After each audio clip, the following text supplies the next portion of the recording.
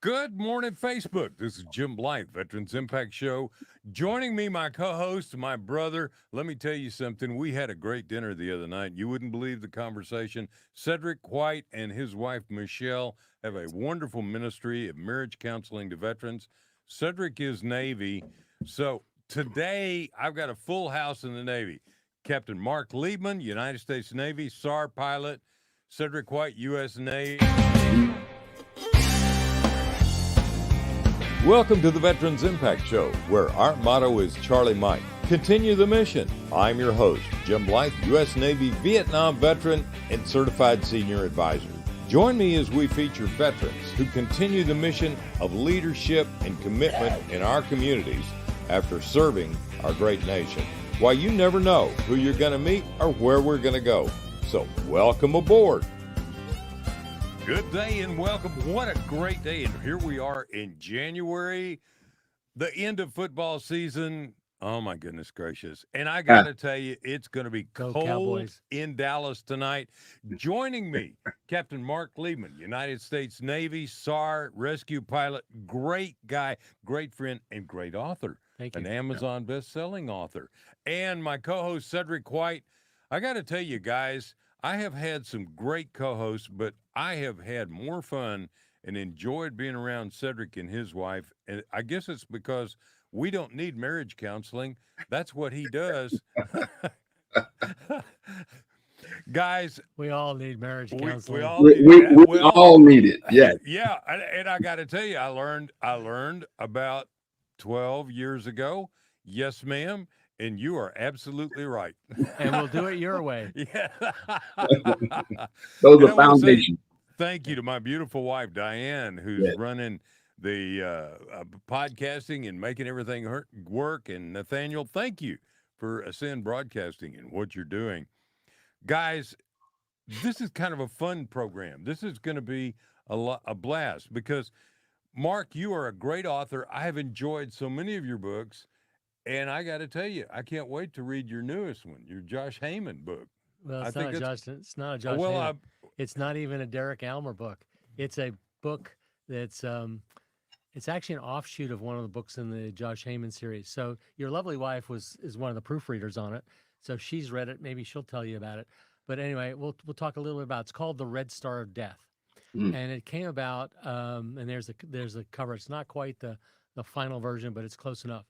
So what happened is I wrote a book called Forgotten. It's the fourth book in the Josh Heyman series.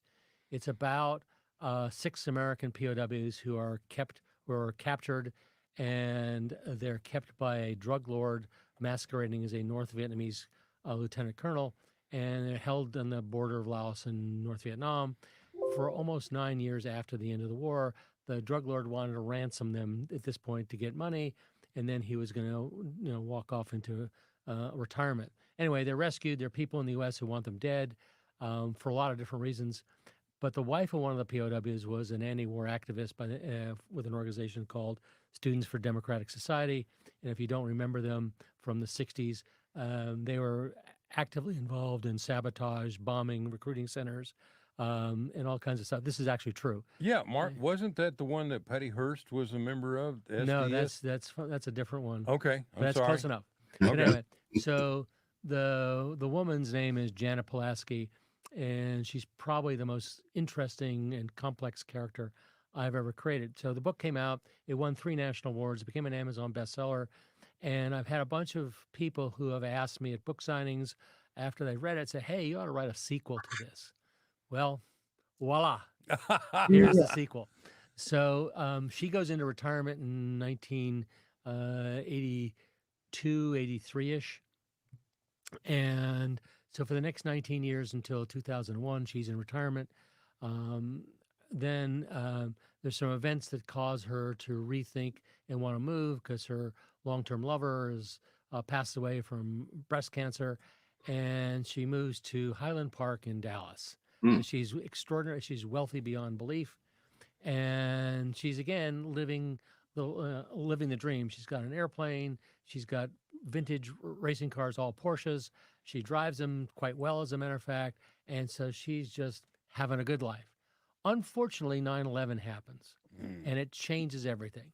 So suddenly the Cubans who had trained her initially when SDS sent her to Cuba in 1971 now want to bring her back, but they don't know where she is because she cut all the ties. It gets into the book gets into how the cutout that she used to be contracted, but she was pretty confident or that she'd been hired by almost every major intelligence agency in the world to do hits. Her favorite weapon was either a pistol up close or a rifle at long range. She was known for not creating blowback. She would get away. Very little evidence. There were no pictures of her from the prior assassinations. So anyway. Well, how did you get that picture? That's called the designer of my covers. But the reason the picture is that is because I wanted a woman, and you'll see several times in the book, and if you read Forgotten, she has a stare that just bores holes in you, and that's one of the things I wanted to create. So anyway, so she's so suddenly the Cuban intelligence agent, the Dirección de la Inteligencia, it starts to look for her. They send somebody to the United States. He gets smuggled in. The FBI gets wind of it. So does the CIA. And also one of her major clients, because she was sent to Argentina and other places to take out Nazis. It's an agency called Mossad. And so they want to, bring her out because now 9/11 has happened, and they're again, not that they ever got out of it, but are in the terrorist hunting business. And CIA goes, we could use this woman's services in the post 9/11 world. Where do we find her? So the three agencies are looking for her, and ultimately, Mossad finds her first, and they work out a deal where she was a contractor for Mossad, and in return for a debrief of 9 or 10 years of operations, she agrees to tell all to CIA, and in return for immunity from prosecution. Unfortunately, there's an FBI agent that says, murder is illegal in the United States, and I want to put you in jail. So that's how the story begins, that's like the first third of the book. And then she goes on ops for various organizations. She runs into a spy or traitor within Mossad. There's a traitor within CIA. Then you get the FBI agent. So that's what the book is about. And it ends in 2001. But she's the focus of the book is the hunt for a member of Hezbollah, which, oh, by the way, is kind of relevant. Yes, it is. Very. It is. So anyway, so that's what the book is about. So it's an action adventure, but you've really kind of switched things because your main characters in your action adventures and things have been a man. Now the main character is a lady. Yes. So you're focusing on a lady, which is a total kind of interesting change. Now, we've seen a few things like that, literally in TV, but this is really a major shift. Now, something else I know about you. Yeah. You when you write, because your book's about Vietnam, the Cherubs 2 and Big Mother 40, they were fiction, but there was so much fact in them. And I remember calling you up and saying, what's going on here? Because I was there. But do you intersperse a lot of fiction into this? In fact. A fact into this fiction? Yes. Okay. So I spent a fair amount of time researching each book. And I tell people, and they're kind of surprised, when I tell them, I said that when I write the first draft, probably 60% of my time, maybe more, is spent researching little events and just things. So you get to a point in the book where you're in a scene, and because the whole idea is put the reader right here, next. So their face is literally right behind the shoulder of the character. So they see, smell, hear, feel what the heck is going on. And so you'll find a lot of stuff that I throw real events in it. So, by the way, not well known, but after World War II and after the war crimes trials started to die out or ended in 1955 in Germany, the Israelis had a list of Nazis who were war criminals. And obviously, they went out and they kidnapped Eichmann and brought him back to Israel to try, and then ultimately he was executed. But that was, as the Israelis look back on it, and there's several books on it, it was a very difficult thing to extricate him from Argentina because they had to smuggle him out because the Argentines won't extradite anybody if they're going to face the death penalty to any country. And a lot of these guys were living in Argentina, some were living in Europe, and like the Mengele was in Brazil. Um, and so they had a quiet but steady campaign to go find these guys and kill them. And sometimes they use their own assets, sometimes they use contractors. Um, and again, the story, if you read Forgotten, she was, there's several. In fact, the book opens with her in Argentina. But um, there are several instances where the hits were done and nobody got away. Everybody got away, and that was one of the reasons why I when I created Forgotten, one of her MOs or motives of operations was how she managed to avoid A, being photographed, and B, leaving evidence behind. And as she tells you in the book, in both books, the most important thing about a hit is getting away safely. And she has these rules, which, by the way, are in both books. And so her role with Mossad and CIA is both operator as well as teacher. And so it's interesting. But the reason I shifted to a woman and I picked was because women, if you look at the historical narrative, even though I'll take the Islamic terrorists out of this for a second, but if you look at Brigitte Rossi in Italy and the Baader Meinhof gang in Germany, which were um, in vogue or operational when I was a teenager, uh, they were a lot of women were involved, and history shows that women are much nastier terrorists and killers than men. Uh-oh. Uh-oh. And that's why I I have shifted, and that's why this book's about a woman. I may even write, if this one does well, I may even write a sequel. In fact, I actually sat down and wrote it after I finished this one because I had about when I looked at the manuscript, it's 170,000 words. I went, whoa! So I took the last third of it out, Oh. and then I wrote it. And I said, well, this is a great start to another book or core of another book. So I sat down and wrote that, and it's sitting on my laptop. It's called The Racing Assassin. Oh. And it goes back to her fascination with race cars and the fact she's still in business. You know, it's a fascinating thing to talk about this in the world of espionage. I have actually met and known an assassin. When I was in the Navy, we went to Singapore, and I had a friend, Gary Laundere. He was a magician, and we would go into bars and restaurants in nicer parts of town, and he would start his little magic act, and we never paid for a meal. And we meet these two British Royal Marines, and they're like, "You guys do what?" So we went with them, and we did it, and we laughed, and we had a good time. One of the two guys uh, had grown up in Liverpool, and we talked a great deal. And he knew my interest in art and various things, so he said, "Would you like a tour?" So we take a tour of Singapore and some of these back streets that nobody would ever go into, and saw shops and things that were unbelievable. He then invites me to a party at the Marine Barracks, and I'm noticing he's captain of the soccer team. He's, you know, about to retire out of the British Royal Marines, but I noticed nobody liked him. Hmm. I mean, they kind of tolerated the guy, but no, he wasn't really buddies with anybody. And we were drinking quite a bit, as whenever you're around British military, you do, and you sing Right. and you drink like a fish.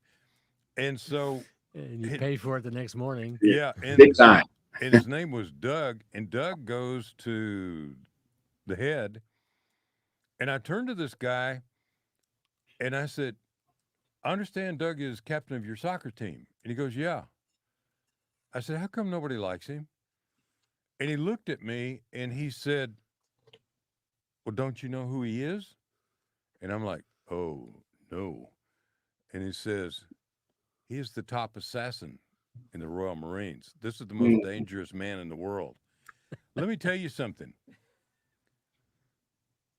that puts a different kind of Paul on it, but that was one of the nicest, most unassuming, humble. That guy, you could meet him and you could be somewhere and you can talk about fit in. It was amazing. Yeah. One of the most dangerous men in the world. Yeah. So anyway, that's a little bit about the Red Star death.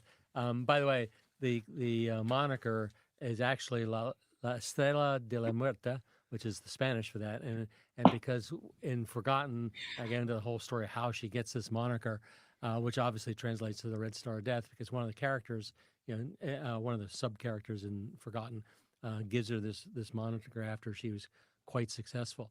Um, so. Um, it like I said, it's a fun write, but going back to the research part of it, um, there's lots of things in there that I spent hours digging, trying to find stuff to include in the book, and sometimes I'll wind up spending 3 or 4 hours researching a thing, okay, Uh-huh. and it winds up being 20 words, if more, if that.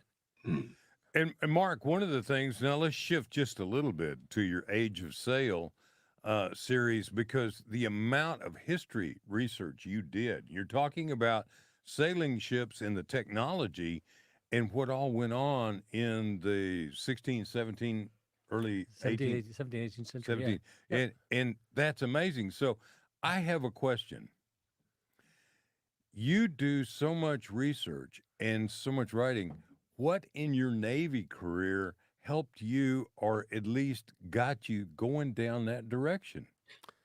Well, if you take our Navy ROTC, or you go to AOC or Officer Candidate School, or if you go to the Naval Academy, they have courses in naval history. Ooh, okay. Okay, and that plus the fact I was a great fan growing up of C.S. Forrester's Horatio Hornblower series. Oh, I yeah. read every one of Patrick O'Brien's books, including those about the Napoleonic Wars and Sharp's rifles, as well as the Aubrey Martin series. We'll continue this when the next segment. All right, we're going to do that. Hey, this is Jim Blythe with Cedric White, my buddy, U.S. Navy, U.S. Navy, U.S. Navy. I think we've got the house stacked today. No Marines, no Air Force, so we've got it made. No Army. Hey, this is a great, great day and a fun start off into January, talking about a fun thing. Yeah. You want to hear more about how Mark got started writing and what he done, and he's produced how many books, Mark? When Red Star of Death comes out, it'll be number 14. 14 books. Guys, that's quite a bit. So we're going to have a lot of fun when we come back. This is Jim Blythe and Cedric White. This is Veterans Impact Show. We're here for you. Please join us on Facebook, join us on YouTube, and be a part of the Veterans Impact to impact more veterans.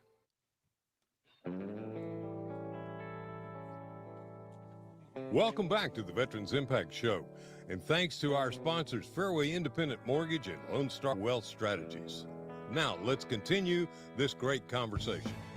Hey, I'm having a lot of fun today. Cedric, I hope you're enjoying this conversation too. It's different, isn't it? Actually, I am Captain Liebman. Liebman. It's like I needed this book about 20 days ago. I was on vacation, and it's like, man, this is what I needed to sit back and enjoy myself, because I do love the way that the fiction runs so close to the facts of what's going on, the reality of what we're dealing with today. So very interesting. So Cedric, as Jim knows, because I was a helo driver, and I operated most of my Navy career, I was in squadrons that deployed as DETs. So, right. So since you were on Arkansas, you probably had a helo down on board. Yes. So that was kind of me, and so those DETs, as you know, are relatively small. Right. A one plane helicopter DET is two pilots and somewhere between 12 and 15 enlisted. Mm-hmm. And the senior enlisted is typically a brand new or first tour chief, Right. And then the senior air crewman is typically an E6 if he's not the Right. E7, because E7 at that point normally can't fly because of his position as essentially the maintenance officer. Gotcha. So I have a tremendous amount of respect for the young enlisted guys that kept me alive, because when they turned a wrench, they turned it the right way, so to speak. And also, I flew with 2, sometimes 3, depending on the helicopter and the mission, of the bravest people in the world. These were the young rescue air crewmen that would Yes. willingly leap out into the water some dark-ass stormy night in the middle of the Yes. Pacific to go rescue something or Yes. somebody, and they would never question it. And the thing that would amaze me the most is, one, they were typically in 10,000 feet of water or more. Right. There were things in the water that looked at them as a tasty morsel, Mm. and they had a lot of faith that on that dark, stormy night, I could come back and find them. Right. No, we had an opportunity just like that as you're talking that comes back to mind. A helo had gone down off the USS Enterprise, and we had to send a crew out from our ship, recovery crew, and I was a gunner's mate, so my job was, you were talking about those things in the water that would love to make a nice snack off of some of these guys, and my job was to watch over. We had several gunners standing alongside on the main deck, and to go into, these were some pretty rough waters on this day, and to put these guys in the water for them to go and do a rescue mission was very important. And you learn how every time you guys would take off from an aircraft carrier, helo carrier, how you were taking your lives in your hand, and how just in a moment things can change. So a lot of respect to what you did. Well, thank you very much. But again, the reason that, as I tell people, a helicopter is 30,000 parts or more flying in close formation, and you hope there's no midair. And it's because of people like these young enlisted guys that none of the parts had a midair. I did have some failures, engine failures, a tail rotor drive, Right. those things, but nothing that obviously, because I'm sitting here, Right. that was fatal. So anyway, That's wonderful. It Good. can ruin your day. yes, it will ruin your day. It will. So let me come back to the question. I was talking about Hornblower and Aubrey Martin, or Patrick O'Brien's Aubrey Martin. There's another author, Alexander Kent, who wrote the Richard Bolitho theory series. They were all fascinating books to me. I read these things several times, every one of them while I was a kid, young, 10, teenage, whatever. So what my editor at Penmore Press told me one day after she read Carronade, and she's seen all 3 of them. She's actually seen the 4th one called Last Battles. That what you did in terms of research is almost a PhD in early American history. Mm. And I, looking back on it, I go, yeah, right. So I now turn that into a blog, which you can read on my website and a bunch of other places, about that period of time, because I keep covering these facts. So what happens is you start looking down an event. Let's say, okay, you're in, pick a date. So it's 1780. Let's say 1781. What's going on in during the American Revolution? Well, everybody focuses on the Battle of Yorktown or the events leading up to Yorktown. Well, a lot of people don't know that Washington's army moved from the area just west, and that's what we call modern New Jersey, the Newark area, to Yorktown. And how did they get there? Well, they went to the top of the Chesapeake Bay, and they were ferried by boat from the northern part of the Chesapeake Bay to an area just north of the and south of the York, of where Cornwallis was. And other than Lafayette's 2,000 men that had gone down to chase the British, which were raising havoc around Richmond and modern day Washington, that was how the bulk of the army, the French and British army, got there. And they came by small sailing ships because the French Navy was outside in the Atlantic. So it was essentially boats that they could commandeer all around the peninsula. And so that led to, okay, how does that happen? And so then you have to bring that into it. And then the earthworks. How did they capture Redoubt 9, and how did they recapture Redoubt 10? Well, they built these things, we would call them trenches, and they put, and how they storm it. So all that research goes into the book just for one scene, so where there's one character who's who's part of the assault on Redoubt 9. And once Redoubt 9 fell, 10 fell, and then the British defenses were breached, and Cornwallis realized that the gig was up.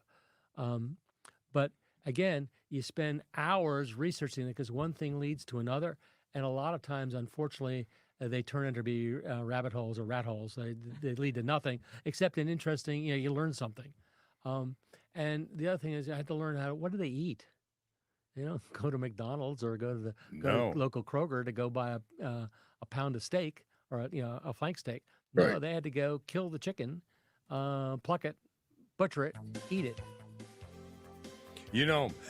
This is great conversation.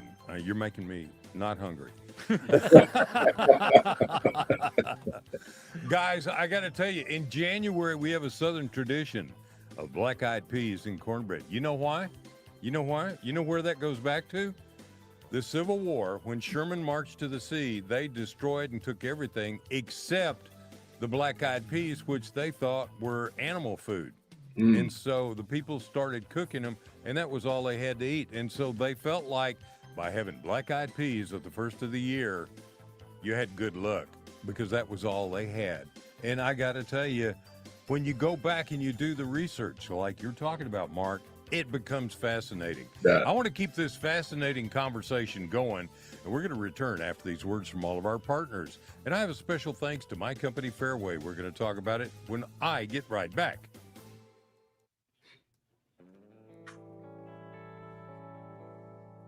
Welcome back to the Veterans Impact Show, and thanks to our sponsors, Fairway Independent Mortgage and Lone Star Wealth Strategies.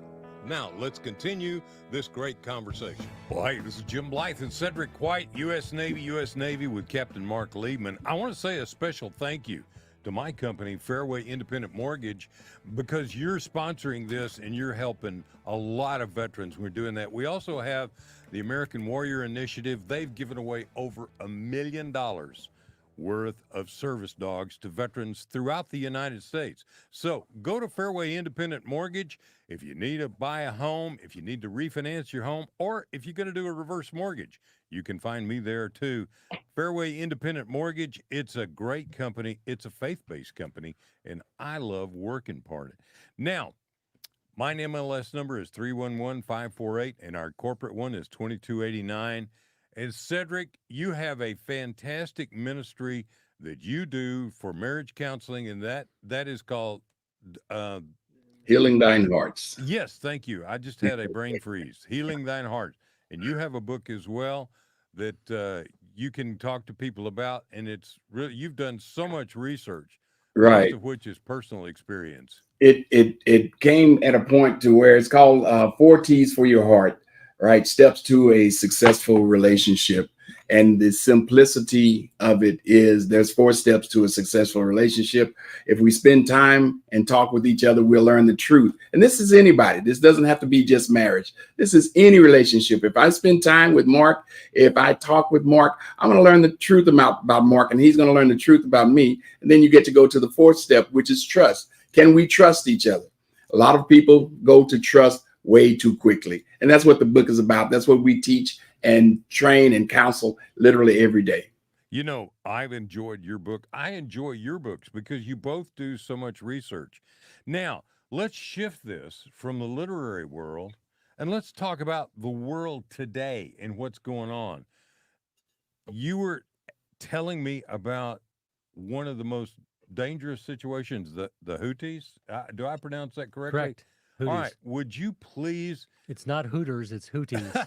Well, I've been there, and I think their food is awfully good, but it's sort of a dangerous place. Hooters can be dangerous too. Yeah. Yes. Yeah. Diane's holding her head, her head like, oh my God, boys. Yeah. You just nailed about 3 of the 7 deadly sins. Only 3? Mark, what's going right now? We got the escalation of the war that's going on in Israel, what's going on in Iran, what's going on in the Red Sea.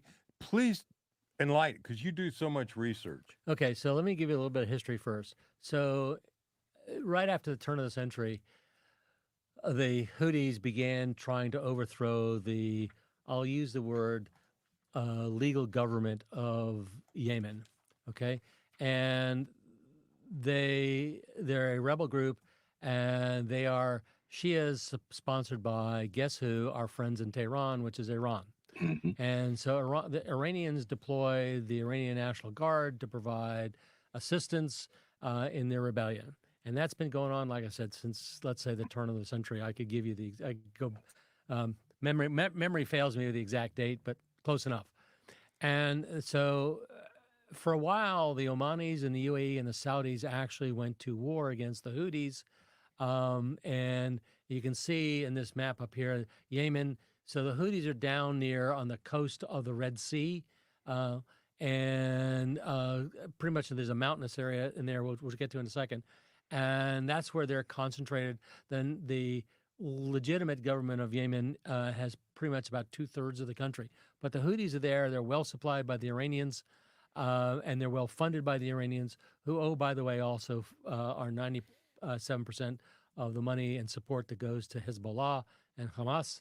So this is just another thing. So the Houthis are now trying to support their friends in Gaza, which is Hamas, and they're only doing this because their benefactors in Tehran are encouraging them to do that. And, they're paying them. Huh? They're paying them. Well, they're paying them. They provide money. They provide support. They provide support in terms of weapons. They provide support in terms of pretty much anything that they need. And they're giving them the latest and greatest weapons that Iran produces. And we'll talk mostly about cruise missiles and UAVs. So the same UAVs that the Iranians are giving to the Russians to use in Ukraine, they're given to the Houthis. The same they've given them a whole host of cruise missiles. Some are, and actually short-range ballistic missiles, which they have attempted to fire at the Israelis in Gaza or Israel. All those have been shot down, but they've also fired them at U.S. ships. Now, trying to hit a ship with a cruise missile that is intended for a fixed land target is not really a recipe of success. Right. But they have fired a fair number, and it's now up to, until yesterday, 30-some attacks on U.S. and neutral shipping in the Red Sea and the Gulf of Aden. The U.S. has an international force, mostly of U.S., British, Canadian, Australian ships, although there's actually a Bahraini corvette involved, and some other nations, including the Chinese, by the way, and I'll talk about them in a second, are providing escort and protection. Finally, after a month of this, the U.S. government and the British government elected, and the Bahraini government and the Canadians and Aussies decided to react. So we launched 2 days ago the first of a series of attacks, mostly cruise missiles and some bombs dropping. The reason you're using aircraft in this thing is because cruise missiles are great against fixed targets, but a lot of the launchers and some of the other things that the Houthis have are mobile. So you need fixed-wing airplanes so you can put an eyeball on the target before you release the weapon. Most of us who have been in this neck of the world think this is 30 days too late, and it's far too little. What we should have done is after the first or second attack, and again, this is just not me, people like Admiral Stavridis, who's former CNO, wrote an op-ed in the Wall Street Journal saying, as soon as it started, we should have blown the heck out of them, and said, look, you want to do, this is your first taste, you want to keep doing this, and we'll give you another bloody nose, except this time it'll not only be a bloody nose, it'll be a black eye, and you're going to miss a few teeth. But anyway, the reason this is so important is not just the attacks, is with the effect on the world economy. Because about 60% of the world's trade goes through the Red Sea, the Gulf of Aden, and up through the Suez Canal. And so now shipping lines, because of insurance rates, and which drive the cost of each voyage, or help drive the cost of each voyage, which means it drives the cost of each item on the ship, are now going around the Horn of Africa, which is a much longer journey. Yes. And it reduces the cycle time, increases the cycle time. But more importantly, the world's economy, particularly the commercial side of it, and the consumer side, is very much what they call JIT, just in time. So when you go to stores, like a food store here in the Dallas area, what are they doing every morning? They're restocking. Why? Because they got food. The point of sale systems communicate with their suppliers. The suppliers put the stuff on a truck from a warehouse. The truck arrives that night. It's loaded on the shelves the next morning. Well, what happens if the warehouse doesn't get its stuff? Okay, and that affects everything from Walmart and Target and Best Buy down to Kroger's and Tom Thumb's. I'm using stores in this area, but anyone in the Kroger system. So it's affecting a lot of things, not just oil, okay? Because not as much oil. It's mostly goods, consumer goods and that kind of stuff, but it could also be tractors and other things come through this area. And so it's having it could have, if it stops, a huge impact on the world economy, which is again why a lot of people who study this kind of stuff, who understand the impact of seaborne trade, or having, we're screaming for, do something to stop this, because it literally can affect everybody in the world in terms of, what's being delivered and the schedules for it. Because again, if you're taking a 6,000-mile voyage as opposed to a 2,000-mile voyage one way, that means that you can only do it 1/3 of the time. Okay. One of the big things too is we're in the winter. Welcome to January. Yep. And a lot of liquefied natural gas as well as oil is transferring through the Red Sea and the Suez Canal to be able to supply Europe, correct? Not as much as it used to. Most of the oil is going out of the Gulf, out of the Arabian Gulf, and going east to India, the PRC, and countries to the east. There is some still going to Europe, but most of the oil that comes out of that area goes through pipelines to ports on, not most, some of it goes through Turkey and just through some other pipelines. But yes, there's a fair amount of tanker traffic that's still going. And if you remember, hold on a second, Jim, about a year ago when they had the container ship block the Suez Canal for a month, the havoc it created. Oh yeah. I mean, just imagine if this is the same kind of event, but in several orders of magnitude. So, so what can the world do about it? So, well, one, this is not a piracy problem. This is a military problem. And so the question is who's going to do the dirty work to stop this? Unfortunately, many of our allies are reluctant to get involved because they have political problems at home. If they do this, Germany, France, which have large Muslim populations. What was interesting this morning, I don't think anybody's seen it because I was stunned when I read it. The Turks actually launched airstrikes, but that was up in Iraq and in Syria. But the fact that the Bahrainis and the Omanis and the UAE have said to the Houthis, enough is enough, stop. Now, the Omanis and the UAE have not done anything yet. The Bahrainis actually, like I said, have a corvette. What's also interesting is the PRC theoretically joined this multinational task force, but on at least 2 occasions that I know of, they had a warship near a ship under attack, and the ship is screaming for help, and the PRC did nothing. Mm-hmm. Now, one last thing is many of the weapons that just came out in a day or so that were captured in Gaza by the Israelis, they were made in the People's Republic of China. Yeah. They probably got there via Iran or maybe directly shipped. We don't know. It hasn't come out yet. Right. So what we're faced with is an ideological craziness, in my opinion, that's coming out of Iran for the most part. That's where the real support is. Yes. That's also the support for terroristic activities. Yes. Iran is the world's largest, by several orders of magnitude, sponsor of terrorists in the world. Let me just give everybody a little scope of this. So besides providing 90+% of the money of support, again, logistics support, which is weapons, safe houses, documentations, and advisors in the form of the members of the IRGC, that's the Iranian Revolutionary Guard Corps, in the Middle East, So they support Hezbollah, which has several splinter organizations underneath it. They support Hamas. They support the Houthis. They are also operational in 25 other countries around the world, and so it's just not this area. Now, just in the Middle East, Iran supports about 25 to 30 terrorist organizations. Now, what's interesting is some of these are, when I use the word real, and some are Memorex. So they'll launch an attack, they'll blow up a bunch of people, and suddenly they'll claim in the name of some organization. Sometimes those organizations are, I'll use the word loosely, are on paper to help create deception as to who the real people are. Sometimes if it's like Islamic Jihad, which is part of Hezbollah, they'll say it's Islamic Jihad, or it's the Al-Aqsa Martyrs Brigade, another terrorist organization. So they're constantly doing this. They've got operatives and organizations in the Philippines, Malaysia, pretty much every country that has a significant Muslim population. You can count on that the IRGC and Iran is involved trying to overthrow the government.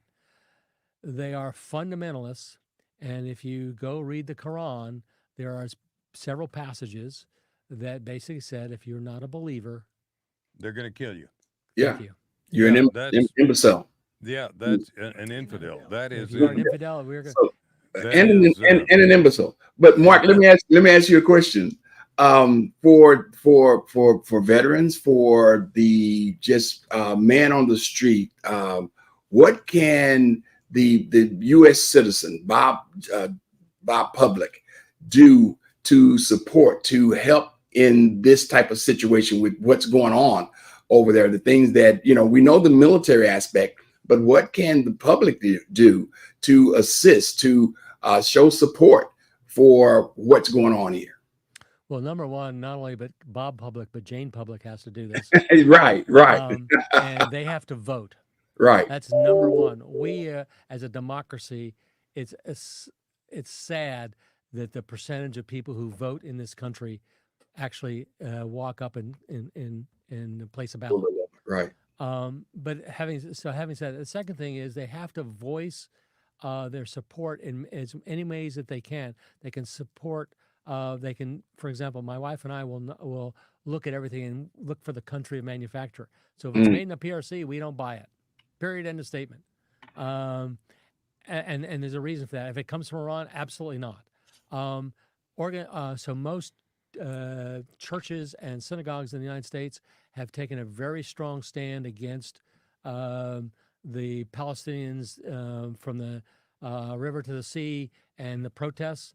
And it needs to continue that because, oddly enough, in the United States, the majority of the strength of the support of Israel is outside the Jewish community. It's primarily from the what the left likes to call the religious right. It's not the religious right. It's it's essentially the Judeo-Christian community. Those of us who, when I say practice a religion, I don't mean you have to go to church or synagogue or a mosque or every day. It's just those of us who believe in God. Just leave it at that, or some form of God, and follow the morals and teachings of that religion. That's where the support is. Okay. And yet, and the last thing is, if you donate to a university where anti-Semitism is tolerated, ask for your money back. And do not send your child to that college or university, because several well-known wealthy donors have pulled hundreds of millions, as in billions, of dollars from Harvard and Yale and a couple of other schools, and it got people's attention. Yeah. I think that's important. One of the big things that I would say is a difference. These people we're talking about, the terrorists, want to tear things down. They want to tear us apart. They want to destroy us. Kill us. And that's how they have been getting money. It's all about money and power. It is biblical. It is also logical. A house divided against itself will not stand. Right. A world that is divided against itself will not stand. And when we've seen this in the past, what usually happens? The crazy dictators dictate and really tear us all up. So we'll be right back.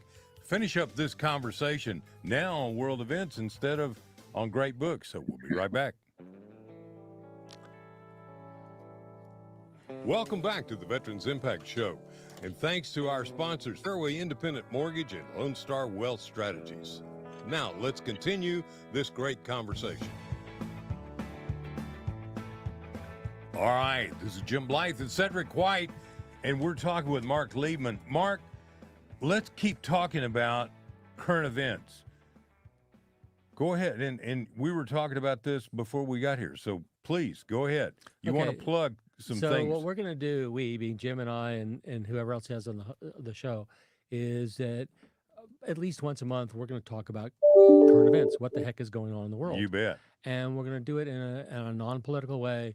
Well, we're going to give you some of the facts as opposed to what you see in the mainstream media, which I'll say it, and I can back this up, is biased. It's biased because they don't do their research and they don't go back and look at history.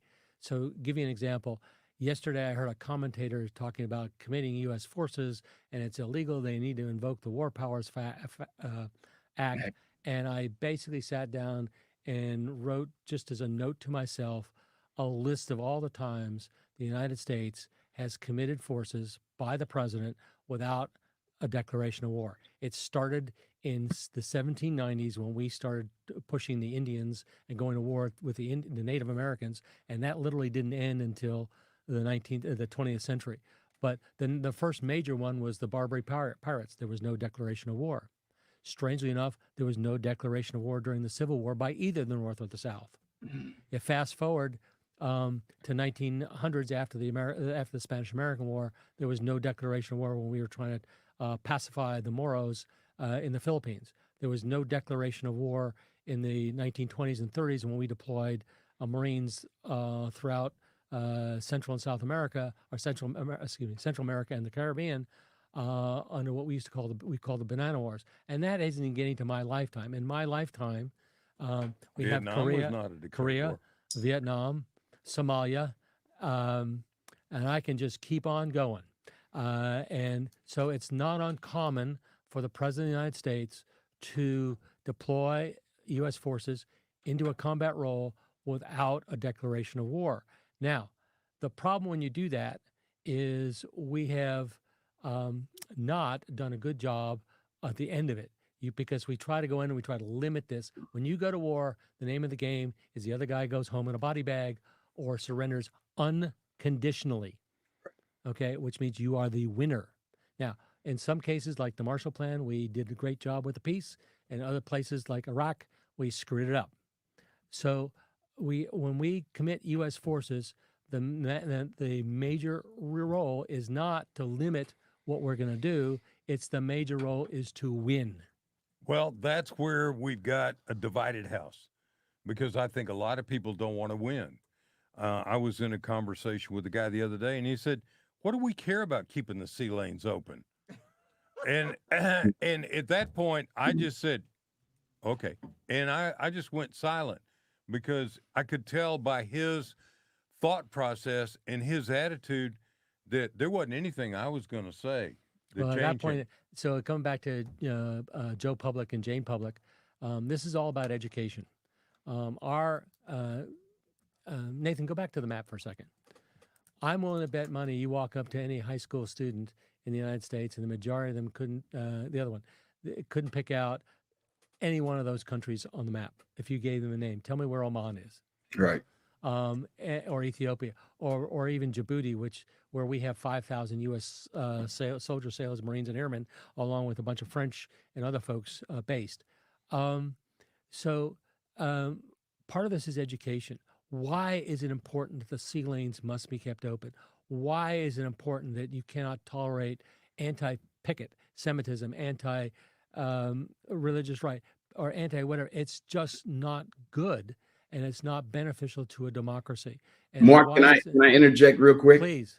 Looking at this map right here, most people would know, as you were talking earlier about what's going on and what's going on, in around the Gulf of Aden and coming into the Red Sea. Most people wouldn't know that, as you're talking about the Suez Canal, that it's up in the north the far left corner here, that it goes into the Mediterranean Sea, which leads you to Greece and Italy and all the countries that are surrounded by are bordered in the Mediterranean Sea. We have no understanding, right? The need for, like you said, these sea lanes, that is very important, and how many of the goods and services that we get that are shipped through there. And what you said is so important. One thing, look at the labels on the things that come to your house from Amazon.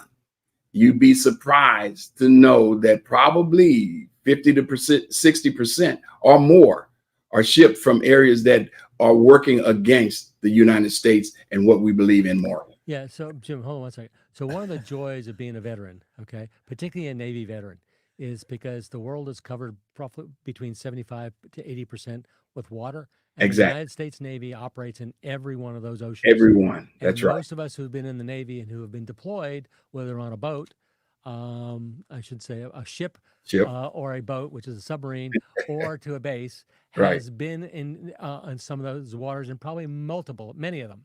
Exactly. So if you are a sailor and you're on a ship that deploys to the Pacific, you will get to go places and see things. And most ships do a process of educating the sailors as you pull into port. This is why we're going to this port. This is why it's important. This is some of the interesting facts about this country.